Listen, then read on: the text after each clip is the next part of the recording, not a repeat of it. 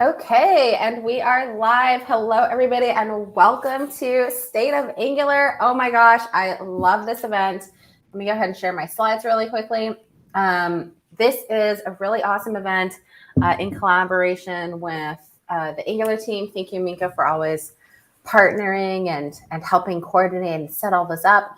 But today we're going to do a State of Angular, and then we have some amazing folks from the Angular core team who you can ask questions to, et cetera, et cetera. So for those of you who are joining, definitely make sure to log in. And I'm going to mute you, Igor. Definitely make sure to log in and, ask questions in the live chat as things are going through, because we will be able to answer all of them kind of as we go on. So this event is hosted by Vistot and the Angular team. Miko, do you want to say anything about the Angular team and community stuff? Or I have community stuff in the presentation that's okay. prepared. Perfect. I'll talk about Vistot Labs really quickly. Vistot Labs, we're about a 50-person JavaScript consultancy. Love our clients, get to do some really cool stuff, work with some really cool people. And we're hiring. So if you love Angular, we definitely need more Angular friends. And this is how I make friends in the community. Just email me, jobs@Vistot. I do respond. And, send your resume in, come have fun, and hope to meet some of y'all soon. So we have a bunch of upcoming events coming up as well. This is through Vistot. We have monthly mentoring Women in Tech. So next week, we have this monthly 1-hour mentoring session for Women in Tech.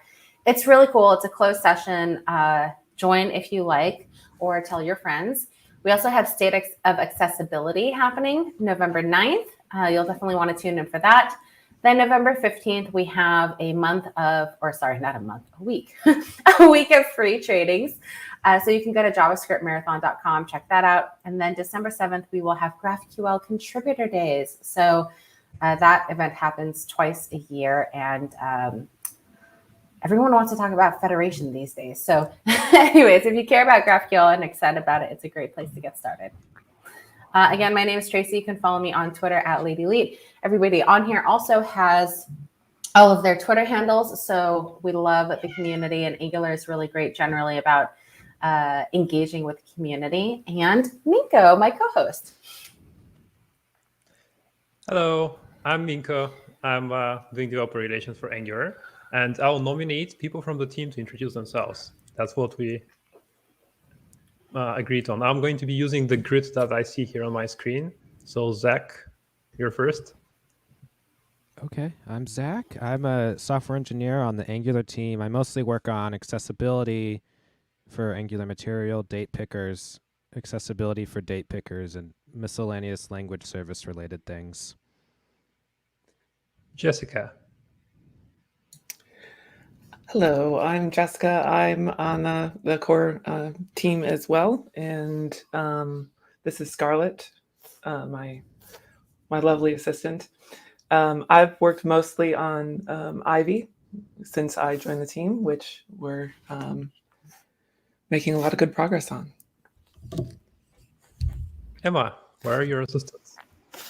I know. I was going to say Scarlett's here as the assistant, and my cats are nowhere to be found. But my name is Emma Twersky. I'm a developer relations engineer on the Angular team, which basically means I get to report to my lovely boss, Minko, and help share all of the great things everyone else in this stack is doing with Angular to the community.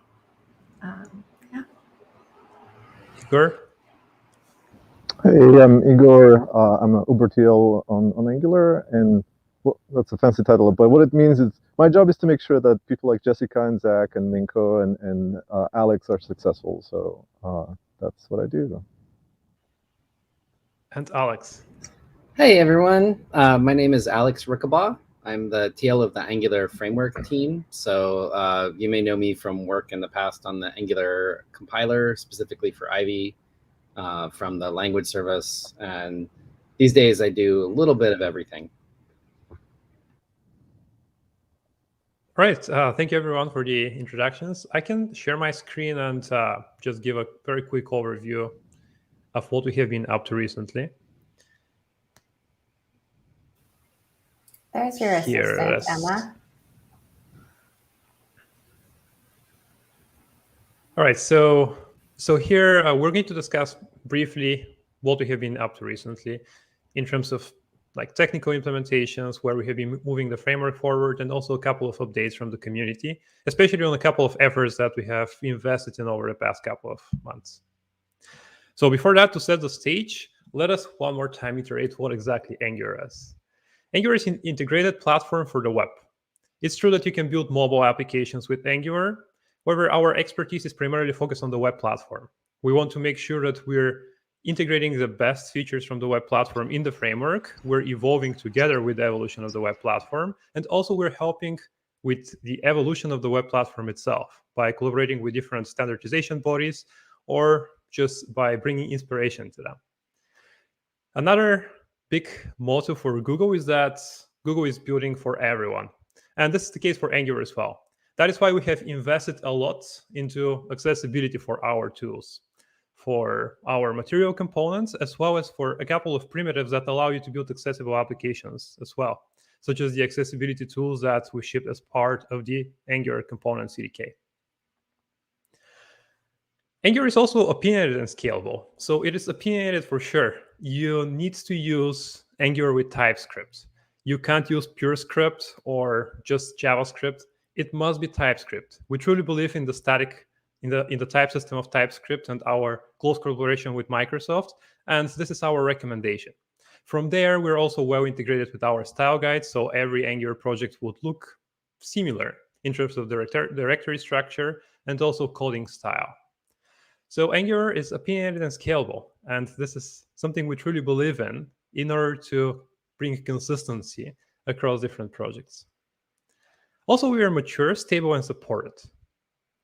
We are shipping incremental changes in the framework that are evolving your applications together with the evolution of the web and the APIs that we discovered as best practices. We're going to discuss some of these evolutions in a little bit. Before that, I want to mention a couple of collaboration points and like what does Google bring to the table, being the company that supports the project. I'll primarily discuss this into the context of collaboration, validation, support, and expertise, where expertise is mostly obvious for us. Clearly, Google, as one of the main moving bodies in the web platform, has a lot of expertise building a web browser and being involved in a lot of the standardization processes around the web. Let me first talk about the collaboration. There are hundreds of teams in Google, and many of them are building, and quite a few of them are building developer platforms that we can collaborate close with so that we can bring better integrations with them or bring one another's inspiration. A couple of examples are Firebase. So we have Angular Fire, which provides you good integration with Firestore and also with Firebase hosting and also Firebase functions through the ngdeploy functionality that we offer. We have been working closely with Project Aurora from Chrome. This is a project that aims to improve the core web vital metrics for all the web frameworks out there, including Angular, Next.js, and also Next. We have been collaborating on a couple of initiatives, including critical CSS inlining, font inlining, and we just kicked off another initiative around an advanced image component that aims to improve cumulative layout shift and also, I guess, primarily cumulative layout shift there. Another platform that is being developed in Google is TensorFlow.js. It is very interesting here because the TensorFlow.js team, they have very rich experience clearly in machine learning, and we're spending all our time looking into the web platform. So just bringing these two sides together helped us come up with some interesting solutions. On Google I/O, for example, we shared one of our experiments for predictive prefetching, where we figure out how we can build an advanced machine learning pipeline from where we're grabbing information from Google Analytics, passing it to BigQuery, and from there to TensorFlow extended, so that we can build a TensorFlow model, which you can later wrap in TensorFlow.js, run in a service worker, and provide a very advanced and accurate predictive prefetching for your, for example, e-commerce platform. You can learn more about this and the other initiatives that we shipped together with TensorFlow in our talk from Google I/O this year on future-proof web apps. I'll say probably the biggest benefit that we're getting from the fact that we're being that well supported by Google is the validation. That is primarily because of the unique position in which Google is having very advanced infrastructure internally. So back in 2018, in the afternoon, I remember I went to Mountain View to the Angular Mountain View talk. I was not part of the Angular team back then. I was just waiting there in the audience, sitting on the first row, watching a talk about Ivy by Rob. And he shared the very first demo of Ivy, where he produced a Hello World application that was smaller than like 3 kilobytes with broadly compression. I was just like fascinated. And I couldn't wait for Ivy to get out. And well, it took a while. About 2 years later, we officially made Ivy broadly available. Even though people were able to use Ivy for their applications, the project was far from ready. We still had a lot of view engine dependencies. This is our previous rendering and compilation pipeline. We were still encouraging people to ship libraries in view engine format. So we still had to do quite some work in order to completely finish this project. However, at the time, we already saw that Ivy is bringing some benefits. We noticed that the template size is on average about 30% smaller, which was pretty impressive. Like shrinking your application bundle size with 30% was something that was already showing that the effort that we worked on for that long time was kind of worth it. But we couldn't really understand the whole scale of the change that we did, because we were just looking at individual examples, and it was hard to aggregate all this information into a more consistent view. The good thing is that Google by itself is kind of a small model of the entire ecosystem. We have, well, a couple of billions of lines of code in the monorepo and thousands of Angular applications. So by moving all the Angular applications to Ivy and taking advantage of the latest benefits that our compilation and rendering pipeline provides, we could see what is the overall impact on the entire Angular ecosystem as a whole. Once we enabled the Angular compiler with Ivy for everyone, we noticed over 90% reduction of the usage of the computational resources for the whole Google, for all applications compiled with Ivy. And we have been talking a lot about how we're building all the applications within Google with our Bazel build system, how we're using different levels of caching so that we can really optimize the build and make it as quickly as possible, especially for large applications with Google Scale. Even though we have worked really well on optimizing this build pipeline, Ivy was able to bring over 50-minute improvement on the build time for the biggest Angular application in Google, which is currently Google Cloud, with over 9 million lines of code the last time I checked. Together with these build improvements, Ivy also brought better debugging utilities, which allowed us to build profiling and debugging tooling with Angular DevTools that we released on Google I/O. So you can currently use Angular DevTools, just head to a Chrome Dev Store, install it, and you'll be already able to see what is the runtime behavior of your app. You'll be able to explore how much time you spent in change detection, how often does the change detection get invoked, what triggers it, and what are your performance bottlenecks. We're also able to ship way better error messages by reviewing pretty much the whole implementation of our compiler and runtime. We're able to come up with better error messages specifically for some of the trickiest of them. For example, expression has changed after it has been checked. And we further worked with content creators to ship guides and videos on how you can fix these common errors, even with a visual or graphical tutorials. So these were some of the benefits of Ivy.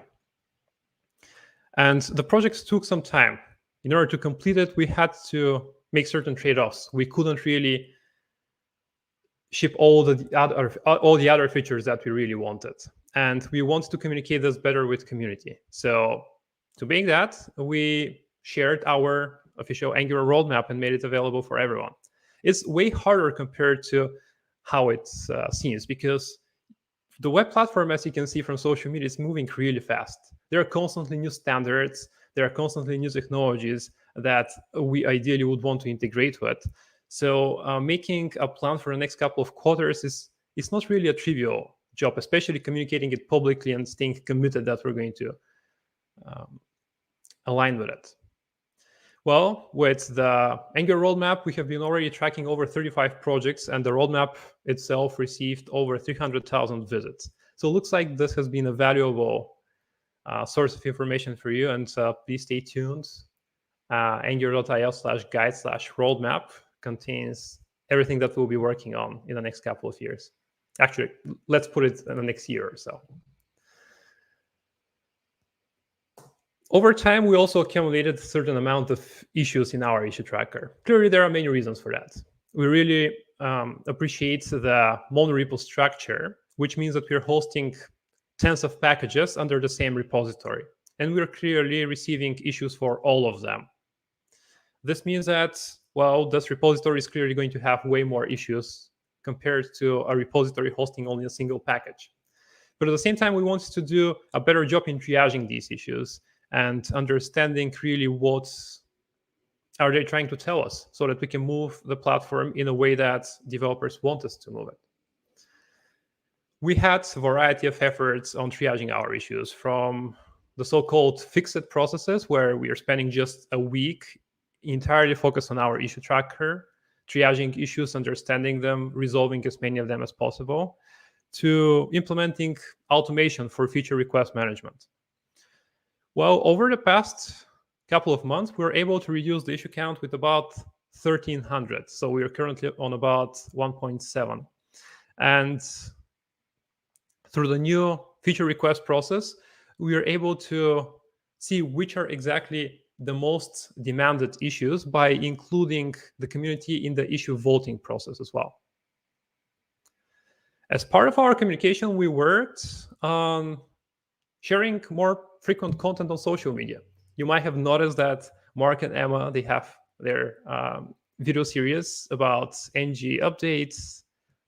We also have the Angular Insights and the Material series by Emma.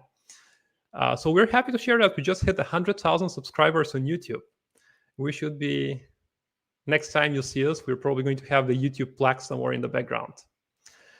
Last week, we also hit 400,000 followers on Twitter. So we really want to help. We really want to thank you for your support there. It's great to see our work just being appreciated and you getting value out of it. To include the community better in our development processes and really get your support when we're making tough technical decisions, we released our feature, our request for comment process. Since we shared it last year, we've already issued over 7 RFCs. I believe there are way more right now, including the standalone components one. And in them, we received over 300 comments as of today, for sure. Only the standalone components one has like over 60. And our announcements got over 630,000 impressions. So clearly, this is something that you're really interested in. And we received a lot of very valuable feedback on all the different topics, including deprecation of Internet Explorer 11, to the future of end-to-end testing and protractor, and now standalone components. So a couple of these RFCs, they inspired some of the efforts that we're shipping as part of Angular version 13. Angular version 13 is currently planned for November. And let me share a couple of the things that you should be expecting from it. So first, we're removing Internet Explorer 11 support.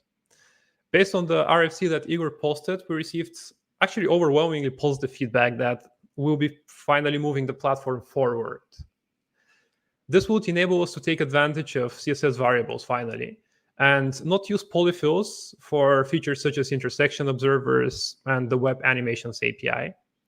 This would also allow us to ship more modern code to the browsers, and from there get certain performance benefits in terms of like faster execution and also more compact bundles because of the more expressive syntax that the latest ECMAScript has to offer.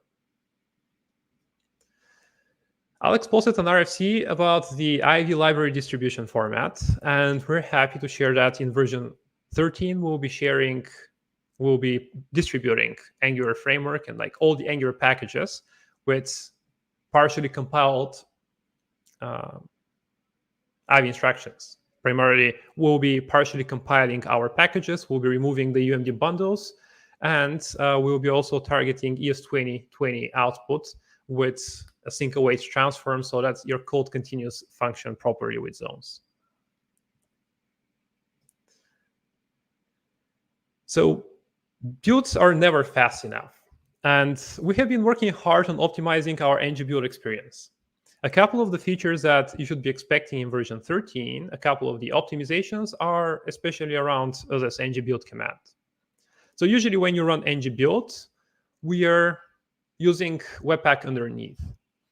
Webpack is just figuring out the dependency graph in your application and all the different tasks that it needs to execute in order to produce your production output. Once we pass the execution to Webpack, it invokes our build optimizer, which figures out which of the constructs could be tree shaken away and provides additional hints to our optimizer Trsor. But what we did in version like 12.2, I believe, is to introduce ESBuild as part of the build process. So rather than performing all the different optimizations of the JavaScript output of your code, of your projects with Trsor itself, we're now performing mangling, specifically variable renaming with ESBuild. And ESBuild is a very fast JavaScript optimizer that is implemented in Go. So it performs way faster. And also with preventing variable shallowing in comparison to Trsor, it makes your code execute faster as well, because there are no overlapping identifiers with overlapping names within your source code, which makes the lookup in the symbol table way faster. After that, in order to complete all the optimizations and produce as optimal build as possible, we're still passing the ESBuild output to Trsor, which performs some extra optimizations. Only the introduction of ESBuild in the process, in order to perform some of the heavier optimizations, improved the builds with about 10%. However, we took one more step. We reviewed the implementation of the build optimizer, and we decided to replace it with a Babel transform. With the Babel transform, we received another 10% build improvement. So for your production builds, you can be expecting over 20% improvement of your build speed. So this is, we'd love to hear your feedback about that. A couple of the additional features that we shipped as part of version 13 are Adobe font inlining. So font inlining, this is something that we have been already doing since Angular version 11 with Google font inlining. However, with Adobe inlining, we're just capturing other font providers. We're enabling Webpack 5 disk caching by default, which is going to bring even further improvement on the speed of your production builds and test as well. Thanks to a community contribution now in Forms, you can enable and disable validators dynamically. And also, we have been consistently working on better accessibility of our material components. All right, so what are we going to be working on next? A couple of the improvements that we're planning is to extend the analysis of our compiler. The compiler will perform extra checks on top of the type checking that it already does to ensure correctness of your code. For example, that you're using the proper banana in a box syntax. In the future, we're thinking about further diagnostics there, which would introduce conformance checks for, let's say, making sure that you're not hitting any performance regressions yourself.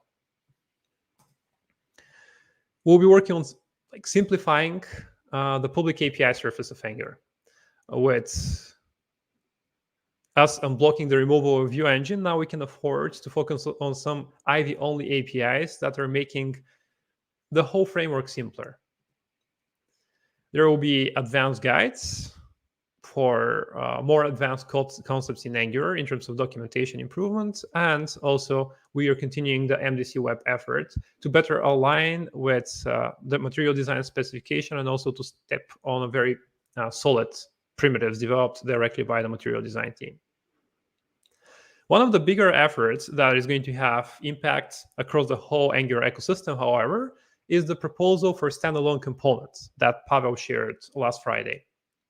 With standalone components, the Hello World application in Angular is not going to look way bigger compared to just development of a single component.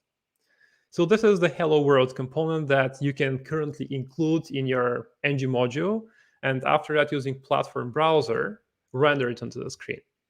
Well, standalone components is going to make the Hello World use case even simpler, just by eventually adding this currently imaginary Bootstrap component API and bootstrapping this your application with the Hello World component. We'll be able to make the ng modules components optional for your for the user journey, for the learning journey of Angular developers, and also generally kind of reduce the cognitive overhead that ng modules provide in certain scenarios. Together with this a new API and a couple of other RFCs that are on the pipeline, we're expecting some pretty exciting developments into the framework, and we would really love you to be part of them by going to GitHub, finding these RFCs, and sharing your feedback about us with us. Just generally, thank you very much for being part of the Angular community, and I hope I gave you a couple of topics for the Q&A section, and that is going to follow this presentation. Thank you. Thank you. Yeah. So for everybody who's been super active in the chat, thank you so much. Love seeing people. Hello, Hugo from Guatemala, Geek Inside from France, Natalia from Argentina, Wilmer from Uruguay. So yeah, do you all have any questions or, panelists? Are there any things you kind of want to add to what Minko was saying?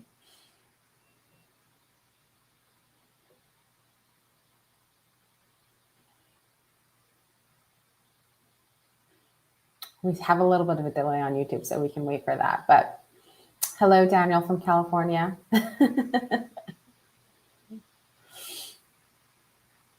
We have one from Bjorn here. It's how does Angular's new cache compare to NX cache? I can talk about this one, or Igor, if you want to. Okay.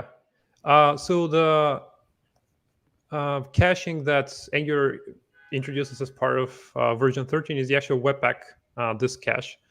And I would say it is more granular than the NX cache, which, based on my understanding, also I'm not an NX expert, so I might be wrong here. Based on my understanding, is per library or an application within the NX workspace. And I don't think they're necessarily competing in terms of functionality. I believe NX could also leverage this more granular cache that is provided by Webpack.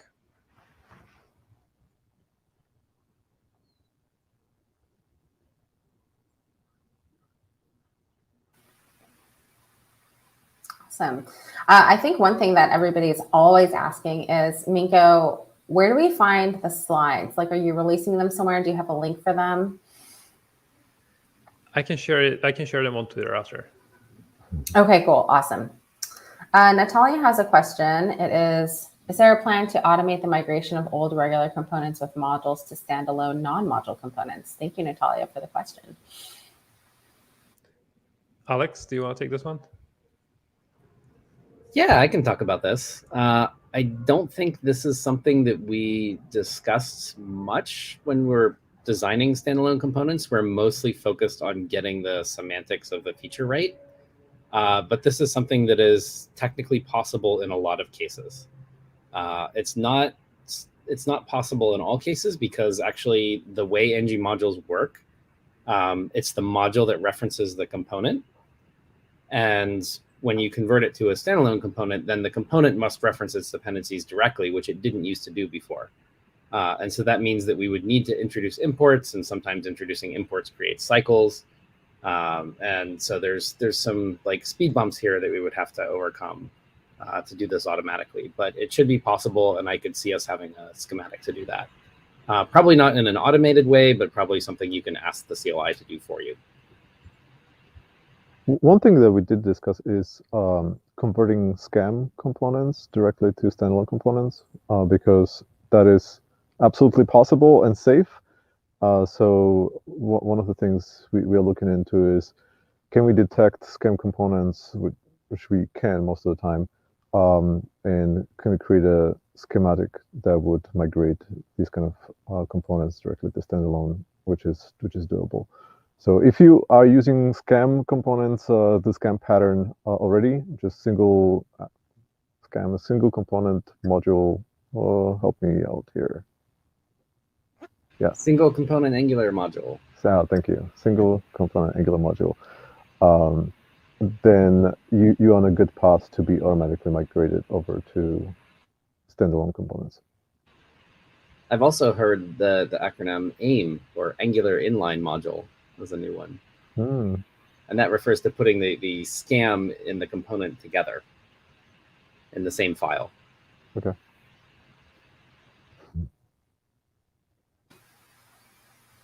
Minko, there's a few questions in chat. Are there any that you want me to highlight first? We can go to the next one, about dynamically enabling and disabling validators. Okay. Anyone wants to comment on this one? Or based on my understanding, we'll be able to disable validators. For example, let's say mean value and max value on inputs by setting no to any of these attributes. This will automatically disable the validation. So this is a new feature that a community member introduced via pull request to Angular. I believe that's part of V13, right? Yeah. Okay. Yeah. I remember seeing the pull request. I don't know all the details. But yeah. I read Mark's blog post yesterday. That's okay. We can go to the next one. What do you think? When do you think standalone components will be ready for production? It kind of depends on you, partly on us, partly on you. Because right now we're looking to gather good feedback and understand whether this is the right direction to go. We think it is, but we primarily want people to try to break the design, because our biggest fear is we've been working on this design for several months intensely, but on and off for a couple of years, and it's a change. It's a fundamental change to Angular, and you get to make a change like this only once. There's no second try. So our biggest fear right now is, okay, we have a design that we like. We don't think there's an alternative design, but is there some corner case or some scenario under which this design falls apart? And when I say falls apart, it means encapsulation is broken, or the whole system becomes fragile in some way. So please help us read through the RFC. There is a prototype that we built, so you can actually play with a live prototype and give us feedback, especially about things where you're concerned that the design might not work with your current use case. Our goal is to make the design fully backwards compatible and make it possible to use existing components in the standalone components, but also use standalone components in existing components with ng modules.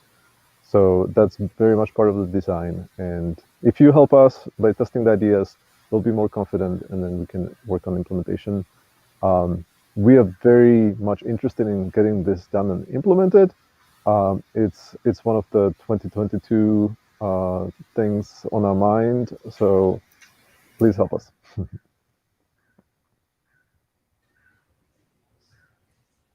So we can go to the next one. It's very specific. When I run ng start locally, it seems most time is spent in generating source maps. If I disable it compiles a lot faster. Are there anything that will make this faster in the future?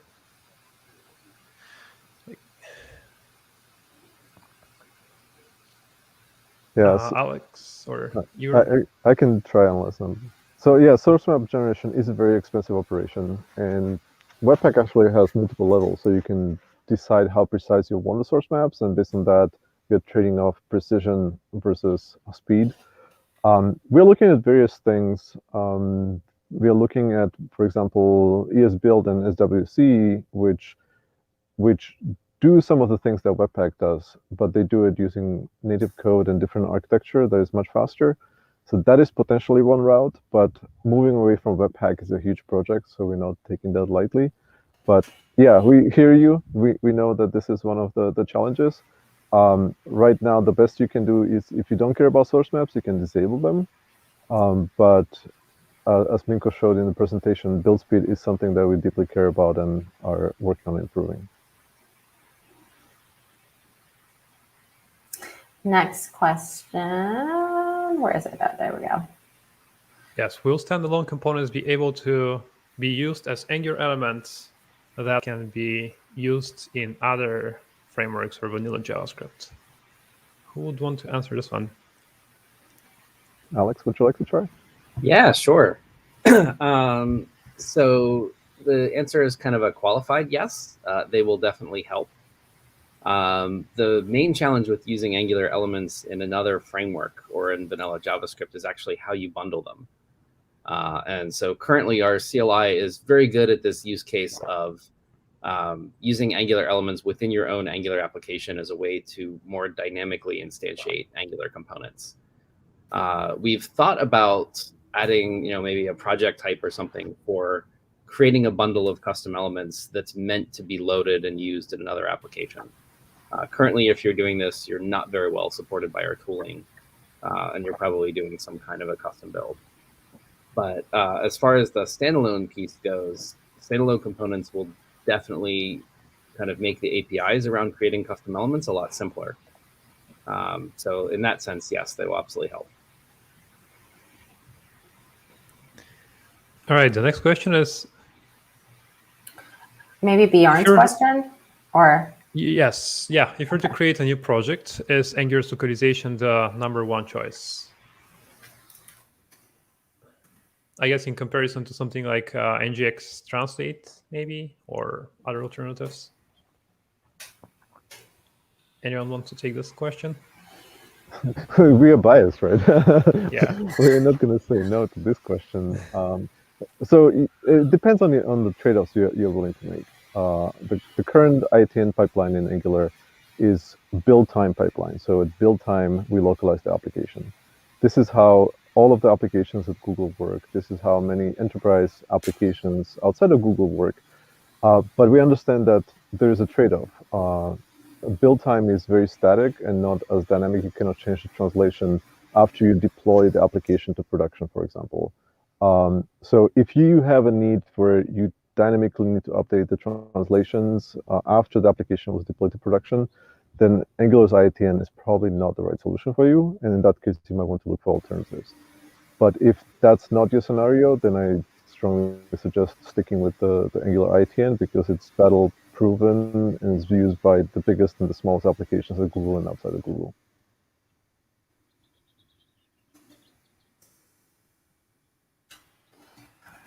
Then the next one is, how do you envision third-party module-based components can be used with standalone components? So a lot of our design discussion and thinking went into how to make the ng module system and the standalone component system work really well together.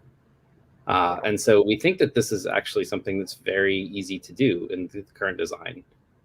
With standalone components, they have an imports field, and it behaves exactly like the imports field of an ng module. So you can import other components to use, or you can import other ng modules to use, such as third-party components that are wrapped up in an ng module. And so you as a user really shouldn't notice any differences in depending on components that are based in modules versus components that are standalone.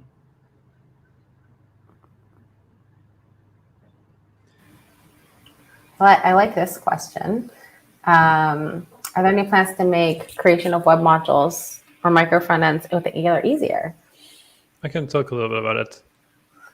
So we have micro front-end projects in the roadmap, and we have been doing some exploration to understand what problems developers have been trying to solve with micro front-ends. I've been having a lot of conversations with companies, over 35 interviews, I think, and I've been talking to developers from Facebook, Uber, and many other companies in order to see what is their approach to the challenges that we discovered. So now we're still in a process of research, figuring out the problems, the challenges, and the different patterns that developers are using for micro frontends. There are going to be for sure a bunch of articles that are explaining the trade-offs and giving some recommendations on different approaches for building applications at scale. For example, articles around monorepos and eventually different micro front-end approaches with their trade-offs, because so far I don't think there is a perfect solution out there. Whether we're going to introduce anything to the platform or not, that's a different question. We haven't reached this stage just yet. For sure, we are providing already some of the very basic, some of the primitives. For instance, we're encouraging monorepository structure with our workspace, which we believe works well for large applications that are facing a lot of the challenges that are being solved with micro frontends. In order to manage easier your dependencies, let's say. But whether we're going to make changes to the platform just yet is not clear. Minko, are there any issues on the Angular repo that people can follow with relation to this? They can. We're going to be posting updates in social media around the write-ups in the next couple of months. Great. Next question. What is the main profit or maybe benefit of using standalone components? Oh, I was so excited to see this question come up. So there are really, I think, two huge benefits to it. And the first is relatively straightforward, which is that when you're writing an application, having to think about ng modules is kind of this extra thing that you have to deal with that's outside of just getting your templates done and your UI working correctly. The way I think of it is if you're adding components to your application, you have a choice to make where to put them in your ng modules. And you have this spectrum of well, I can have a single application module, which has all of my components in it. Or I can go all the way on the other end of the spectrum to the scam pattern and have a module for every individual component. And there's lots of architectures that are possible in between, where some components are in a shared module, or I try to divide things up by features, or I try to divide things up by route. So there's this whole extra architecture that you have to deal with that gets in the way of just kind of importing things into components and using them. And so in that sense, standalone components makes application development simpler. And it makes it easier to kind of learn Angular because you don't necessarily have to deal with this extra cognitive overhead of working with ng modules. So that's the first kind of main benefit. But there's a more subtle, deeper benefit as well, which is that if you look at a component in Angular, without knowing what module that component belongs to, you can actually understand how that component's going to work at runtime, or whether it will even work at runtime. You don't know if it needs any extra directives or other components to be present in the same template, and you don't know if that component needs any providers that may have been provided in its ng module in order to function correctly. And this actually creates a lot of complexity in the way we do things like lazy loading. So the Angular router, for example, is the main tool that people use to lazy load things in Angular, but it doesn't lazy load components. It lazy loads ng modules, because that's the only way it can ensure that the components that it's going to end up rendering are functioning correctly. And so having a feature like standalone components allows us to kind of change that fundamental property that ng modules are the smallest unit that we can talk about in terms of reuse, in terms of lazy loading and things like that. And we can narrow that down to individual components. So we can have APIs around loading components and knowing that they're going to function correctly without necessarily needing to deal with module references as well.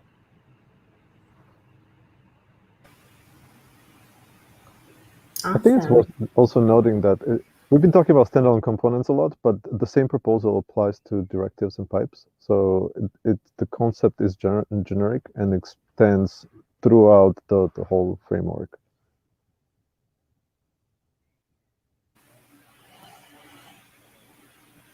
Next question. Compared to other web component frameworks such as Svelte, Angular comes in with the largest web component. Is there any effort being made at reducing these sizes? So I can take this one. We talked a bit in the previous, in an answer to one of the previous questions about standalone and web components, about the different ways that web components are used.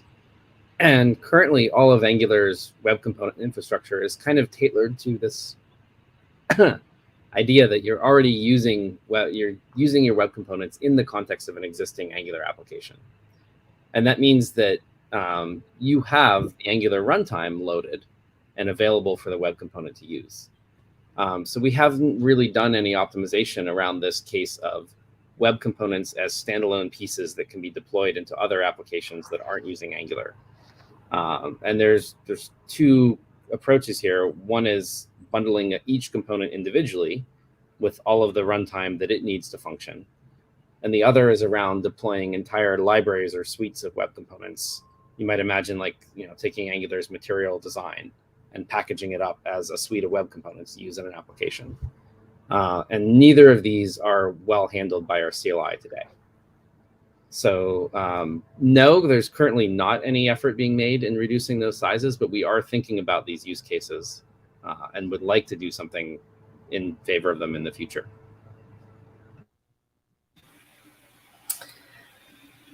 So next question is, if standalone components go to production, are Angular material components going to be standalone components at some point? I think this is a great question for Zach, because he works with the material components, and our goal, or at least the goal of the framework subteam, is to make standalone components so awesome that the material design and components team will want to use it. So let's hear from Zach. Well, you caught me off guard here. I have not heard anything about that yet, but I mean, if I do, I'm sure we'll go to Twitter and give an update on that. But, hopefully, it should be so easy to do the standalone components that it won't be a big deal. If we need to, that's something we could do on a whim, if it was a better experience for developers. But in general, just share your private opinion about this as somebody who works in material components. I assume that you read the RFC. If you haven't, then you're in big trouble. No, I remember we had a discussion about it. I remember. Okay. So is that something that you see? My first thought is, how would it integrate with the CDK? Because we have the CDK that allows people to reuse some of the elements and functions in a way that's more framework agnostic or even material agnostic. And that's usually where we make things that intend to be reusable by developers in other places. So I'm wondering how that would play into that. The CDK we have. Yeah, I think so. CDK, CDK is two things. It's either unstyled directives and components, and secondly, it's a set of Angular agnostic utility helpers, functions, classes that you can extend. The classes you can extend, you can use them with standalone or without. That works just fine. And the directives and components that are unstyled, you can use them with standalone components, or you can convert them to standalone components. That's the promise of the interop. It should be smooth. I'm sure there are a few small features that we need to add to the design to tackle all of the complex and advanced use cases that Material is taking advantage of. But that is something that is, part of the discussions already. Maybe we didn't share every single piece of this in the RFC because we were trying to make it as short as possible. It's already 25 pages long or something like that. But yeah, our goal is to make it possible to support Material and make it possible for Material to become standalone components and directories. Diane's question is there any trade-off to using standalone versus regular components?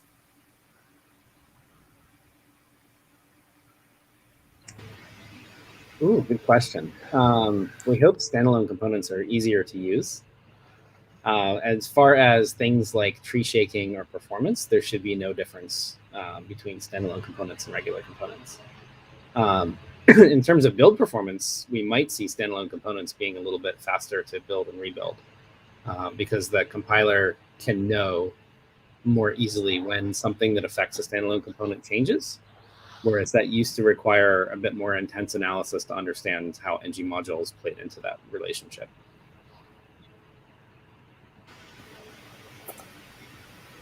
And, sorry, were you going to say something else, Alex?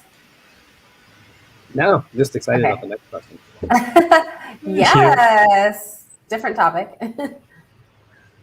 Here, Alex and Jessica, maybe? Jessica, do you want to share? So I don't know fully, but I'm pretty sure in V13 we can, correct me if I'm wrong, but we can now bundle with Ivy, create bundles that way. So starting with V13, yes. Yes, in fact, you can no longer create view engine bundles with version 13. So this is the only way to deploy libraries to NPM. So we've actually created something we call the Angular partial compilation format. And this is a way of producing an Ivy library that does not take a template and go all the way to generated Ivy instructions. And that's because when you publish a library to NPM, we don't know what version of Angular you're going to use that library with. And different versions of Angular are allowed to have different kind of compiled output for templates. We're free to change the instruction set with any release of Angular that we choose because it's private API. They're not functions that we expose for consumers to depend on. And so we needed a way to publish libraries that were kind of agnostic of which version of Angular you were going to use them with. And so we have a special format that we publish libraries in for Ivy, and then a small transform in the CLI does kind of the final part of the compilation and turns the template all the way into generated instructions for the version of Angular that you're actually using.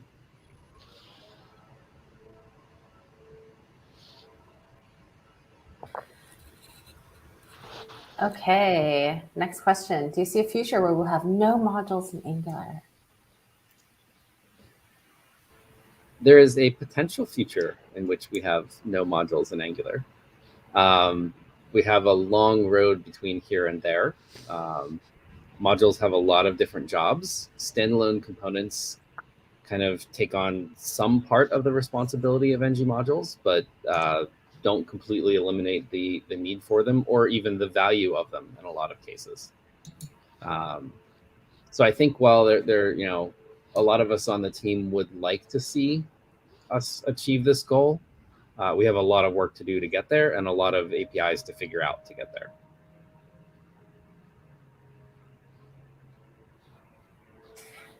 Cool. And here we go. Would standalone components, directives, and pipes enable better runtime performance in the future? Ooh, that's interesting. Better runtime performance is kind of a vague concept. As far as just the direct component rendering goes, generally not. And that's because one of the compiler's jobs is basically to take your components and ng modules and marry them together and produce what looks like a standalone component in the output JavaScript. So by the time Angular applications are compiled, the components have kind of forgotten about their ng modules and have direct references to all of their dependencies. So in that sense, standalone components and or directives and pipes in this case, and moduleful components won't have much difference in terms of runtime. Where this might actually matter is in being able to do more fine-grained lazy loading of things. And in that case, it might affect things like your time to interactive or startup time because your bundle is smaller because we're able to do more lazy loading.